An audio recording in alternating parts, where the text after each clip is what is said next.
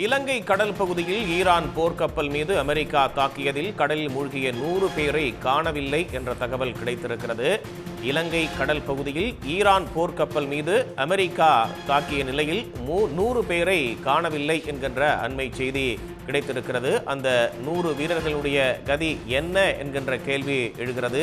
நீர்மூழ்கி கப்பல் மூலம் அமெரிக்கா தாக்குதல் நடத்தியதை அடுத்து கடலில் மூழ்கிய ஈரான் கப்பலில் இருந்து 30 பேர் மீட்கப்பட்டிருக்கிறார்கள்.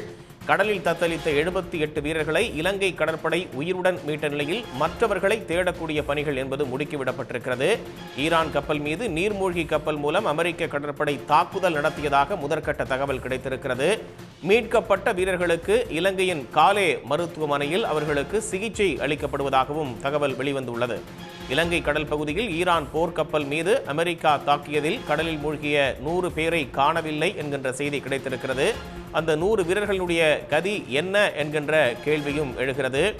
இலங்கை கடல் பகுதியில் ஈரான் போர்க்கப்பலான IRIS டெனா நீர்மூழ்கி கப்பல் மூலம் தாக்கப்பட்டிருக்கிறது. நீர்மூழ்கி கப்பல் மூலம் அமெரிக்கா தாக்குதல் நடத்தியதை அடுத்து கடலில் மூழ்கிய ஈரான் கப்பலில் இருந்து 30 பேர் மீட்கப்பட்டிருக்கிறார்கள். இலங்கை கடற்கரையிலிருந்து 40 கடல் மைல் தொலைவில் இருந்த ஈரான் கப்பல் மீது அமெரிக்க கடற்படை இந்த தாக்குதலை நடத்தியிருக்கிறது.